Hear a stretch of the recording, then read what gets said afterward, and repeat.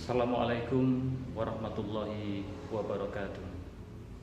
Selamat pagi, salam sejahtera bagi kita semua. Yang terhormat Kepala Puskesmas Kajoran 1, yang saya hormati rekan-rekan petugas kesehatan Puskesmas Kajoran 1, para kader kesehatan Puskesmas Kajoran 1 yang saya cintai dan saya banggakan, para hadirin yang berbahagia. Marilah kita panjatkan puji syukur kehadirat Allah SWT, karena atas ridho dan kasih sayangnya pada hari ini kita dapat hadir bersama dalam acara pertemuan paguyuban kader kesehatan Puskesmas Kajoran 1.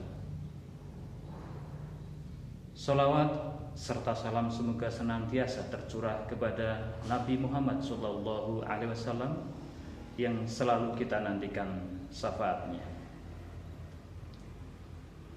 Seperti yang telah kita ketahui bersama, sejak 11 Maret 2020, pandemi dan penyebaran coronavirus disease 2019 atau COVID-19 telah dinyatakan sebagai global pandemic oleh World Health Organization atau WHO, dan ditetapkan sebagai kedaruratan kesehatan masyarakat berdasarkan keputusan Presiden nomor 11 tahun 2020. Saat ini status pandemi masih berlaku. Artinya sampai saat ini masa pandemi telah berlangsung lebih dari 2 tahun. Selama lebih dari 2 tahun, pandemi COVID telah menyebabkan masalah dan kerugian di semua bidang, terlebih bidang kesehatan.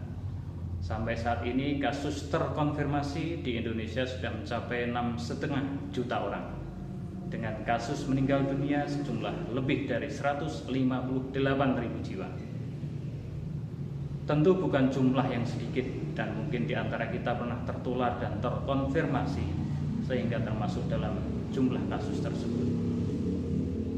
Walaupun secara statistik saat ini kasus COVID-19 telah menurun, namun di beberapa provinsi, kabupaten, dan kota masih tetap terjadi. Virus COVID sebetulnya sudah ada sejak lama. Pada masa lalu virus tersebut tidak mengakibatkan kerugian yang begitu terasa. Akibat proses mutasi secara alamiah ataupun mutasi secara rekayasa, varian virus COVID semakin bertambah dan berkembang. Yang paling kita kenal adalah varian Alpha, Beta, dan Delta, dan akhir-akhir ini muncul sebagai varian baru, yaitu Omicron.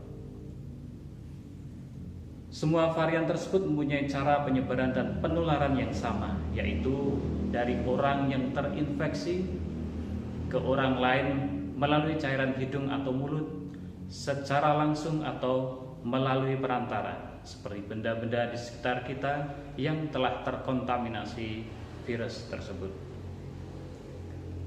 Dari kenyataan yang saya uraikan tadi, untuk melindungi diri dari penularan dan memutus rantai penyebaran tidak ada cara lain selain tetap menerapkan protokol kesehatan dengan 5M. 5M tidak cukup untuk dihafalkan, namun harus tetap konsisten untuk dilaksanakan, dilakukan, dan diterapkan. Karena kenyataan pada saat ini masyarakat sudah mulai mengaplikasikannya, walaupun pemerintah telah memberikan kelonggaran pada tempat-tempat tertentu diperbolehkan untuk tidak menerapkan protokol kesehatan. Namun alangkah baiknya kita tetap harus waspada dan hati-hati dalam beraktivitas sehari-hari dengan tetap dan selalu menerapkan protokol kesehatan. Para bapak dan ibu kader tentu hafal dan paham apa itu 5M. Ya, betul.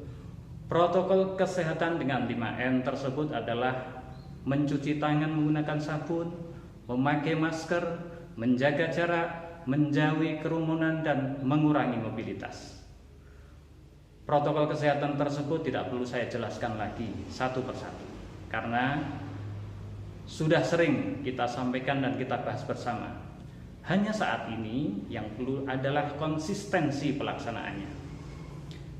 Dari protokol kesehatan 5M tersebut masih bisa ditambah dengan 1M lagi yang bisa menjadi senjata pamungkas untuk mencegah penularan virus COVID-19.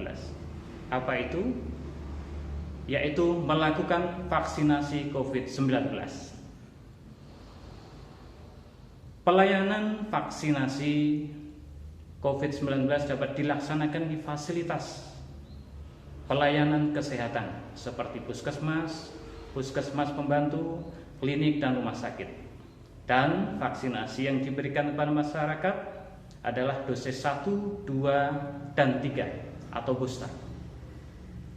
Para hadirin sekalian, semoga kita sebagai ujung tombak di bidang kesehatan dan dengan partisipasi masyarakat untuk tetap konsisten menerapkan protokol kesehatan 5M+1 dapat mengurangi bahkan menghentikan penularan dan penyebaran COVID-19 sehingga pandemi ini akan cepat berakhir.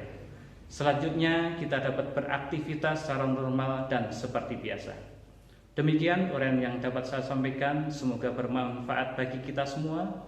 Atas segala kesalahan dan kekurangan saya mohon maaf yang sebesar-besarnya. Wabillahi taufik wal hidayah. Wassalamualaikum warahmatullahi wabarakatuh.